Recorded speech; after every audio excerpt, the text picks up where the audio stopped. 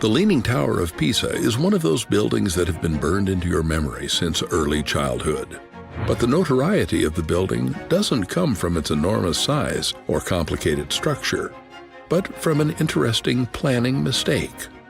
As the name suggests, the Leaning Tower of Pisa has been leaning at a slight tilt since the day it was built. The tilt might have been a mistake, but it accidentally made the Tower of Pisa one of the most iconic landmarks in the world. Originally intended as a bell tower for the Pisa Cathedral complex, the construction of the tower started in 1173. The architect for this work remains disputed, but the two main candidates are Bonanno Pisano and Diotisalvi. Maybe the mystery is for the best, as we now don't know who to blame for the tilt. The construction process was an arduous one, as the Republic of Pisa was in constant conflict with nearby states and didn't have the resources to continue the construction most of the time. Like that wasn't enough, when the construction of the second floor started, the foundation of the tower started to sink, mostly due to the ground being unstable. The tilt didn't discourage the city, though, and the building's construction continued. To compensate for the tilt, they started building one side slightly taller than the other, giving the tower its famous curve.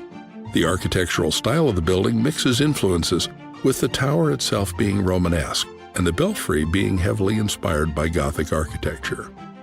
After a long and troublesome construction process, the tower was finished in 1327, only 1 year before the 2nd century anniversary of the groundbreaking.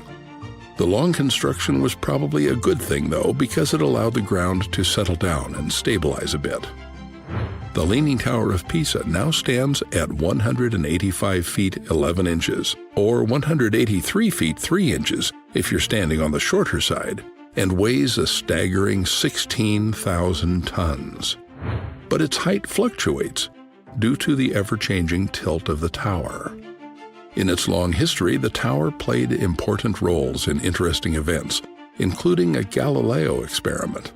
The physicist was living in the city of Pisa at the time and held a demonstration, dropping 2 cannonballs of different masses. The cannonballs hit the ground at the same time, proving the law of freefall to be true once again.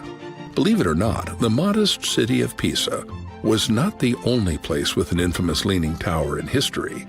The Tower of Zaragoza also began to lean shortly after its construction ended in 1504. The lean became so bad that the city of Zaragoza had to start demolishing the building in 1892. What makes the tower so famous is also the most likely thing to destroy it. In its long history, the Leaning Tower of Pisa has been fighting an uphill battle to stand straight, losing the battle most of the time. Ever since it was completed, each passing decade caused the tower to lean even more.